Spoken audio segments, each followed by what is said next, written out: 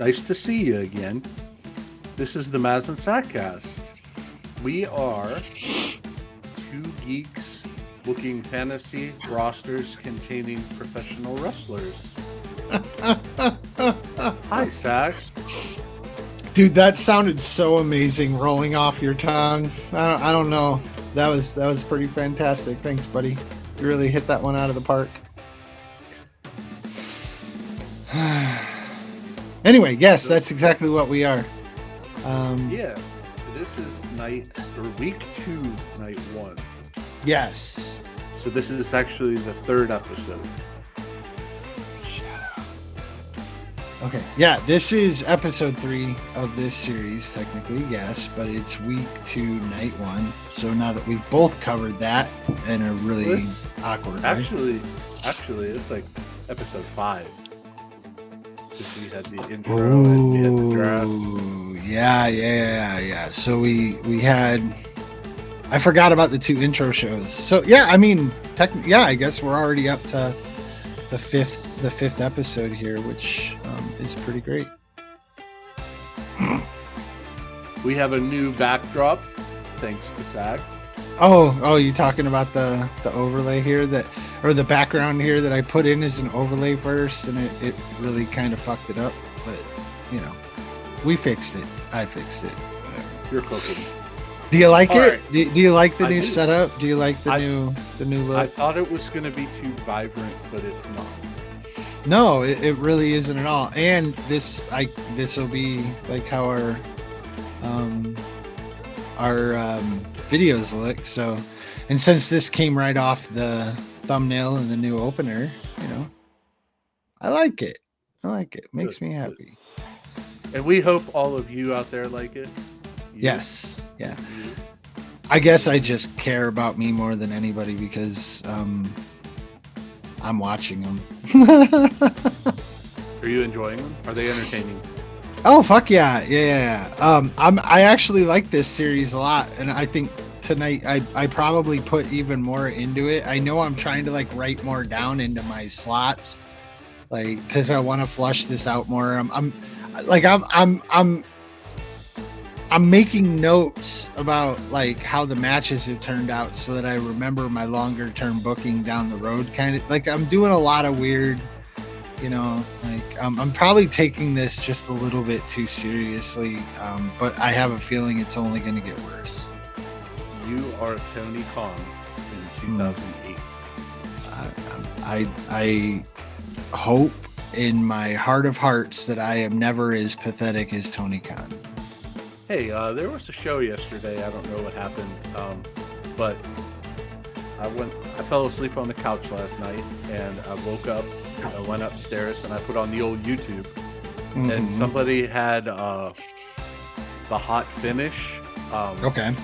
For the main event, and everybody in the crowd was just standing there, and they're like, "What the fuck is going on?" So, I'm gonna go ahead and say that I dipped in and out, and I've watched plenty of the highlights of the show, and we'll just say we'll just say the show, because I don't even want to put us in a point in time here. Just the finish, as you put it, the hot finish. There were so many matches that I can say a lot on, actually, but when it comes to a particular performer who I'm going to, I left off both of my shows tonight inexplicably, and a dude who his entire gimmick is no selling, I guess, right? That's it. Is that a fair assessment at this point? That's the entire character, is that you don't know when, but eventually Orange Cassidy is gonna no sell. You know what I mean? I think his gimmick is just that he's cool. He's not, though. He's like a twiggy little fucking nerd. He's like the kid that gets shoved into the lockers and shit. You can just see that looking at him. But the thing is for Halloween, the owner and booker dress up as him. So I don't get it. And the no sell thing is stupid.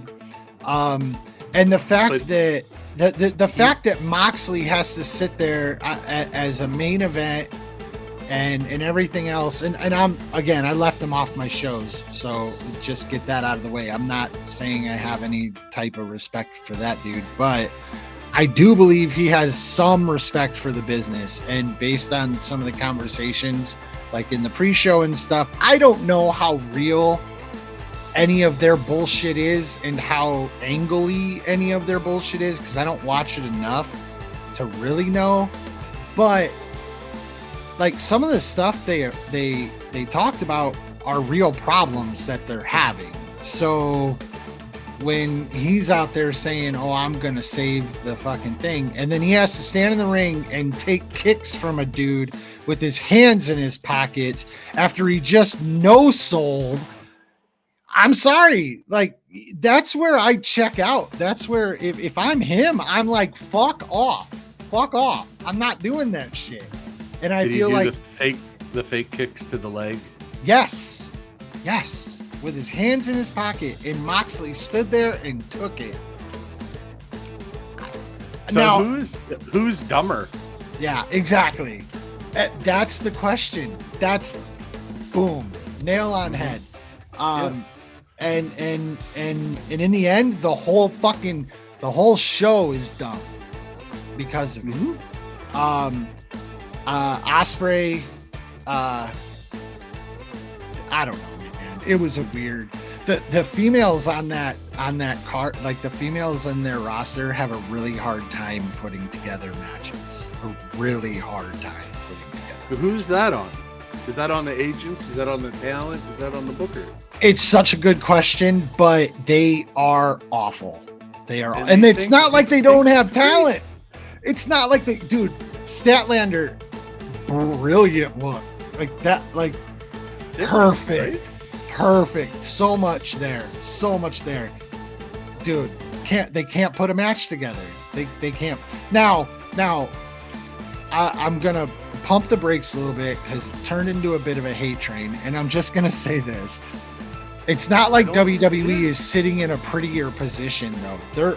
They're going into War Games and they emptied out their entire main roster of females to try and put together a War Games match. You know, like when you've got both champions and there's no angle again, like you just had a champion versus champion match. You just like, there's no angle.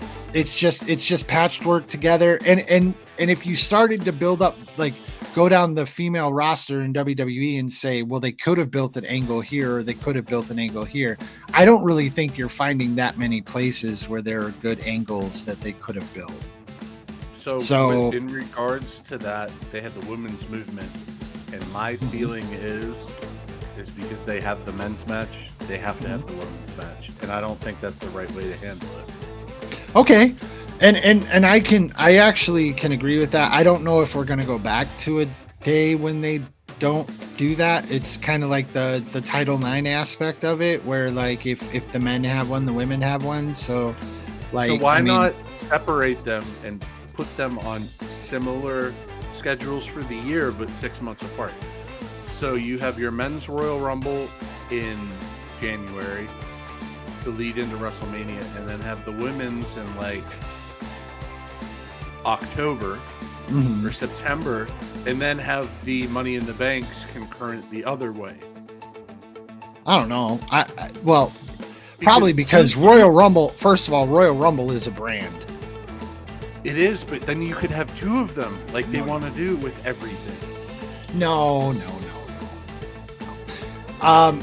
But I will say the War Games aspect of it, the War Games match of it, I think you could have done without. I don't think it would have been a huge disservice for you to do without it if you could then booked your women in their championship matches or whatever. But the way it's being approached is kind of trashy, and it shows that they're not really working with much either, in ways of like story building and stuff with their females, and it kind of sucks. Until you said it, I didn't even know there was a women's War Games match. Yeah. So but with War Games is the match beyond. It's the most dangerous thing. Yeah. And then you're gonna have two in the same night, and one is gonna be an actual match, and the other is gonna be overly gimmicked because that's how they always do it, and it's fucking stupid. Yeah, I mean the women's match is going to be overly gimmicked.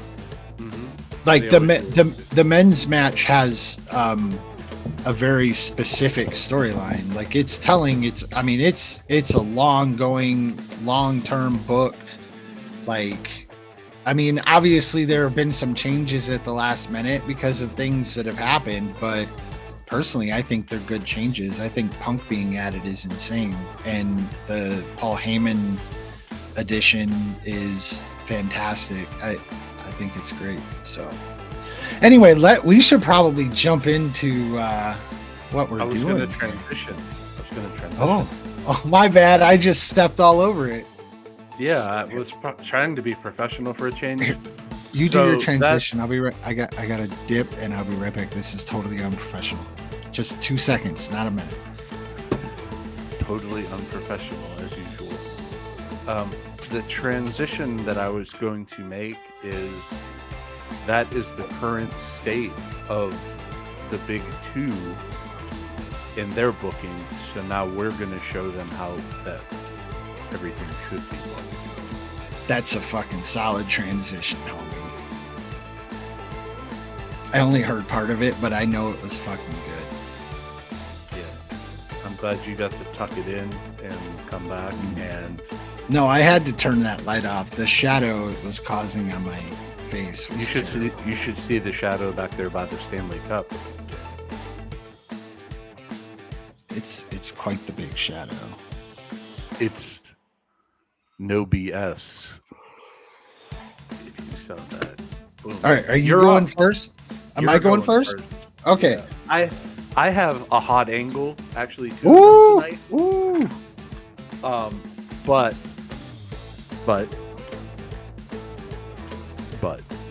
yeah. You're not. They kind of follow last week's show, so you gotta watch all 5 of these episodes to see why and where we're going. Oh my god, I know, right? Like, comment, subscribe too, motherfucker. Please do. We would love it. We're having a lot of fun with this. If anybody actually sits through any of this, dude, we're having a fucking blast. All right, so we're going into week 2, night 1. Starting off the fucking show, we still don't have names for our organizations or any of that shit, which I fucking love. And it's not like we're talking about it or flushing out ideas either. It's just we're just the booking. It's wrestling on the CW. There you go. All right, here we go. Gunther enters the ring, starts the show with the champion, the only champion in the organization at this point, by the way. Comes down, gives a nice speech about pride and strength and integrity and all of that. And then he introduces his buddies, his tag team representatives, Kaiser and Dragunov. And he introduces them as the next tag team champions. So that means we're going to get the next match in our tag tournament here. If you're following along. I think this is match 4. This is a second round match here. I'm like, if you're following along, I can guess and tell you which match this is. I can actually show you on my handy dandy. This is match number 4. It is Kaiser Dragunov versus Otis and Ibushi. So they come down and match starts. They start off hot. They're going. And then Joe Hendry comes running down to the ring for some fucking reason, and he goes after Otis. And Otis is outside the ring at this point. He's not in the match. Ibushi is in the match, right? And Kaiser and Dragunov come down to get rid of Joe Hendry because their leader just gave a speech about integrity, and they don't need somebody coming down here and messing up their match. You know what I'm saying? And Otis looks, and they're down there yelling at him. And he jumps from the apron, squashes them both, grabs one of them. I don't know which one because I don't know who's tagged in at this point. Throws him into the ring. Ibushi gets the win. They move on. All right, so they're on to the tag team tournament. I don't have their opponents have not been determined yet. All right, Golden showers for all in the back after the victory. My God. Really? That's what we're doing here? All right. Okay. Yeah. So then we go to break, whatever. Come back. We're backstage. Otis is talking with Ibushi. They're just, yucking it up after their win, coming back to their, get changed and shit. Golden shower. Tony comes up and apologizes to Otis for Joe's behavior because, as we know, they're kind of a thing, right? Or at least Joe Hendry thinks that they are. All right. So then Tony's music hits. She's like, fuck, she needs a win to stay alive. She lost last week, in case you missed it, in the double elimination round robin for the women's ladder match. And she doesn't know who her opponent is. Liv Morgan's music hits. It's kind of a scramble match for Tony. Liv kind of dominates, does the Liv thing. But in the end... Wait, what did I do? Oh, I have Tony with a heel win.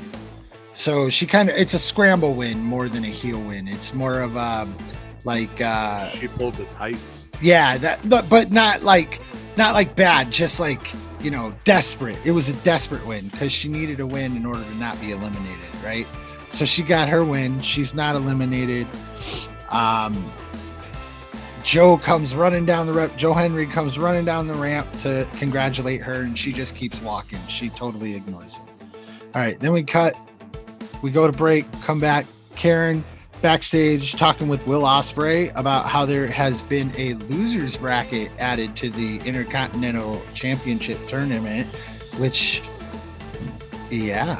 will determine the number one contender going into the next pay-per-view after the initial champion is determined. So you essentially are running the basketball bracket. Oh, hell yeah, dude. You have no idea. It's going to get even more basketball-y. We're going to be here all year. Okay, so, God damn it, you just fucked me up. Okay, and with that, Will Ospreay's music hits. So Will Ospreay comes out to do a losers bracket Intercontinental Championship match against Takeshita.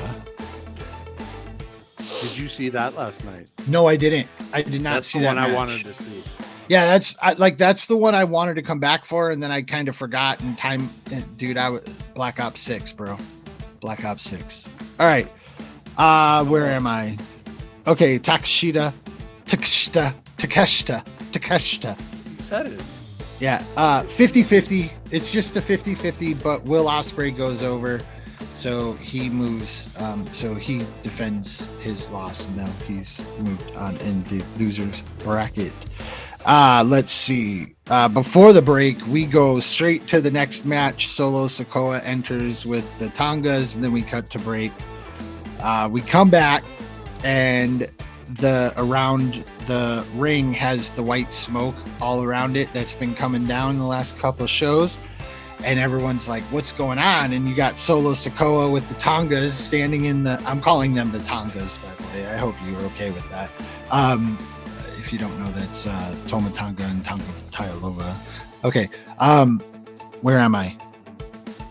Oh, so they're looking around. They don't really know what's going on, but they're standing in the ring and nothing happens. But then Andrade's music hits. He comes down, does his entrance. It's him versus Solo Sikoa in the qualifier match, in a qualifier match for the Elimination Chamber for the World Heavyweight Championship belt.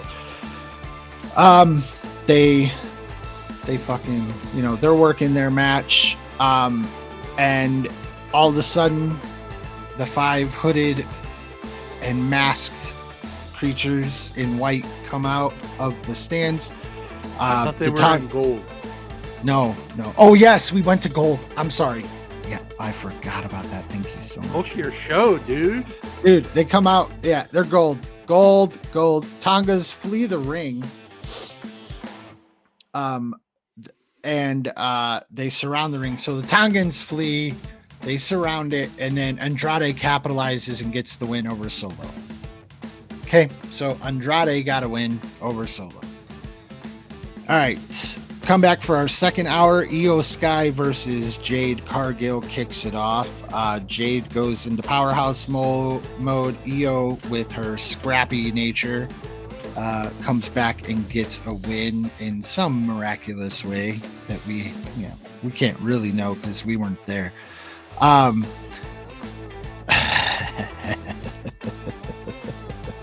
right, then we cut to backstage.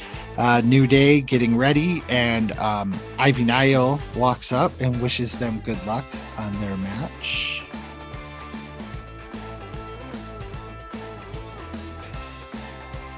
All right, now we're going back to the tag tournament. Tongas come down. They're looking nervous, right? They're like, what the fuck? We don't know what happened earlier. Like, we don't know what's going on. We're kind of nervous. New Day comes down, and as they're doing their entrance, the white smoke starts to come in from the backstage area, and fucking Tongans are like, what's going on? What's going on? You know, New Day comes out, and they kind of take the edge because of that, and they kind of put on a show. They're doing a great job, but the Tongas are too fucking good, dude. And they somehow get over on New Day. It's ugly. It's bad. It's ugly. But they get over. New Day loses. They're out of the tag team tournament. See you later, New Day. Okay. Then we go. Break. Come back. Backstage. Kevin Nash is sitting in Karen's office complaining to her about the interferences that have been happening. What's going on here? You're just allowing all these interferences in all your matches, Karen. What the fuck? Karen's unconcerned, in case you were wondering. All right, and then we just go straight to another backstage little interaction. We got Andrade talking to Ivy Nile, and Nikki Cross comes up, interrupts it, and just gets all threatening towards Ivy Nile. Walks away, evil laugh, cut, break, come back. Trick Williams gets his entrance. We're going straight into the main event here, which is another round robin. I'm sorry. I apologize. This is an Intercontinental Championship tournament match. Winner's bracket, like tournament match, okay? So we're getting our first mystery reveal tonight. First, we get Trick Williams, who defeated, I'm just going to verify this just to make sure, Takeshita last week to move on in this tournament. His surprise opponent is Uncle Howdy. Wyatt Six come down. They do their whole entrance, but they stay up. They retreat back up by the Jumbotron, but they stay up on the what do you call it up there? Stage. The stage. Yeah. So they stay up there and wait during the match. All right. So good match, solid work. They work for about 10 minutes, whatever. Then the Wyatt Six, like Trick starts to get the upper hand, so they start to come down. What did I put down? Hold on. Stay during match. Six attacked. Trick goes. Oh. I kind of flubbed that. So while they're sitting up there, they get attacked by the gold masked and hooded figures. And a fight is going on the stage between them and the Wyatt Six. Trick gets all excited, thinks he's going to get the upper hand, and Uncle Howdy says hell no and just ends him. Lights go out, show's over.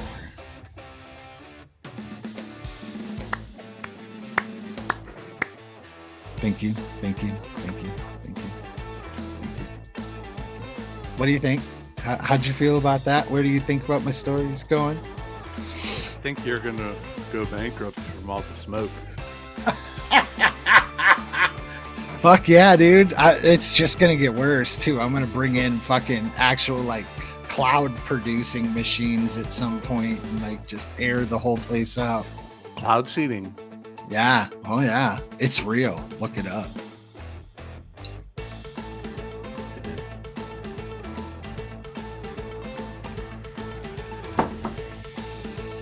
That's all you got, huh? Good. Thanks. I appreciate it. All right, moving on. I guess we'll go to your night. Oh boy. The show opens, Jackie Redmond in the ring. And she said after last week's heinous attack, we had to hire an authority figure. Ooh. Hit the music. Wade Barrett comes out. I see a quiver in your mustache. Dude, this is I don't watch you while I'm reading my stuff off. And maybe I should, because like you're watching me and now I'm like I can't even like I want to be locked in because we're doing a show here, but now I don't want to see like I got to move it off the I'm going to move this and I'm just going to stare at the camera cuz I'm not just keep going. Keep going. Wade says we were working with building security last week and we found out who attacked the Von Erichs. Kevin, can you come out? Find out who these mysterious white latex bloody suit people are. And give us an update on Marshall and Ross. Well, Kevin comes out. Marshall and Ross, they're going to be out indefinitely. Marshall has a torn labrum from the attack on the chair, and Ross has a concussion from being beat with the chair and a fractured orbital bone, as this happens all the time in wrestling anymore. Yeah, oh yeah, it's very common. Wade then invites these two masked men to come out on the stage. Not the ring, but the stage. They need to be separated. The invisible wall. He identifies these two men, pulls up the security footage, and shows the people it is Matt and Nick Jackson. That's why you were doing all this fucking build-up. Oh my god. Matt grabs the microphone and he says, I don't understand why we weren't drafted to either of these shows. God damn it. We're Wrestling Observer Hall of Famers.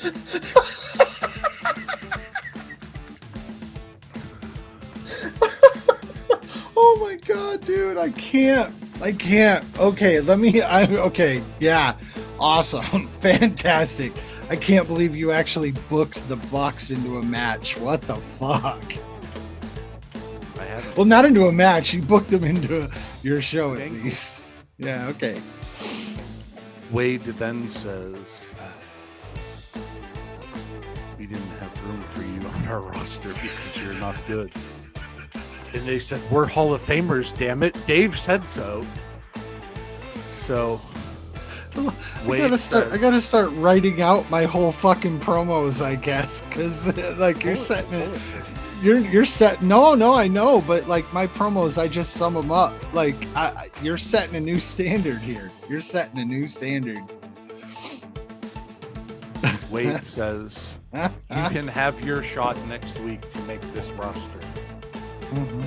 But it will be a lights out, non-sanctioned match against Kevin and a mystery opponent. Ooh. Kevin says, this match will be the difference between decency and filth, just like he said in 1983.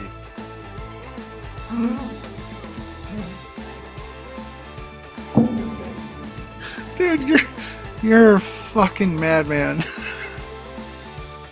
Yes, I am. Does he get to pick who his opponent is? His partner, Okay. Kevin. No, I mean Kevin his does- partner. His partner. I'm sorry, I said opponent. Partner. Yeah, yes, he gets to pick who it is. Okay. So we go to break. That match is your main event, night 2 of week 2. Oh. We come back. The rest like- of the show is the TV title gauntlet match. Starting off, Dolph Ziggler versus Malachi Black. You want to guess who goes over and makes it to the next round? Ziggler. No, he does the job. Malachi advances. Ah, boo. The next man out, Claudio Castagnoli. But he loses to Malachi Black as well. So then the next match becomes Malachi Black versus Adam Cole, baby. After, Malachi's going in 30 minutes here. Cole finally takes over, hits him with the Panama Sunrise, gets the victory. Woohoo! Adam Cole advances. His next opponent, Pete Dunne. Ooh. But yes, Pete Dunne, he does the job as well. Duh. Oh. So, Chad Gable is the next opponent. Oh, hell yeah. Here we go. Here we go, 250-pound guys going at it for the TV title. Adam Cole gets the win. After Adam Cole beats Chad Gable, Kyle O'Reilly comes running in. Oh, wow. Did you say how many people were in this? Did you give any? I did. distinctions? You have to watch last week's episode to find out. Oh. After Kyle O'Reilly runs in, they go back and forth 10 minutes. Adam Cole catches him with the knee. 1, 2, 3. Adam Cole raises his arms in victory. Britt Baker comes out from the crowd to come in and celebrate with this fine young upstart Adam Cole. They hug. They kiss. Britt Baker drops to her knees. Low blow on Adam Cole. She said, "You haven't won." Kyle O'Reilly wasn't even in the gauntlet match. Wardlow comes out. Powerbomb 3 times. 1, 2, 3. Wardlow is your new television champion. They go to celebrate. Britt grabs the microphone and says, "Adam, you're a cuck. You don't have what it takes. Oh no. I needed a real man to satisfy me, and that man is Wardlow." Adam Cole cries in the corner as the show. I mean, I'm kind of crying for him, you know? Poor guy. He thought he won. Thought he had his girl. Poor fucker. But he Poor deserves cucker. it. Poor Poor cucker. cucker. Poor cucker. There you go. Well done. Well placed. Okay, so let me just. So Wardlow is your TV champion. Yes, he is. All right. So How does that make you feel? Wardlow with Britt Baker. They're a package. you're a package. My package is just ravenous right now. Oh, I'm sure that it is, sir. Thank you. Well, that was week 2, night 1, huh? Fuck. Yeah. I forgot that you gave, because I'm not obviously paying attention to anything you say when you read these. So. Clearly. No, I forgot how you established it, but as soon as you started going into it, I remember a conversation about how it ended. So I remember I remember talking about that ending. So, good job using the gauntlet match to take up an entire show. That was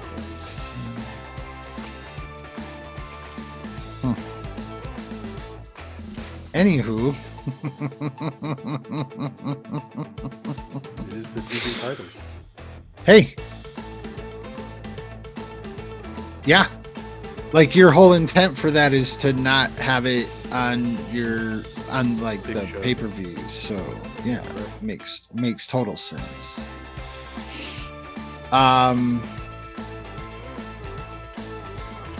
So anything else to sum up to, I don't know. I guess we kind of got to work on a way to transition to some sort of ending to these shows. Huh? Stay tuned. We'll be back with week 2, night 2. Oh, holy shit. That was perfect.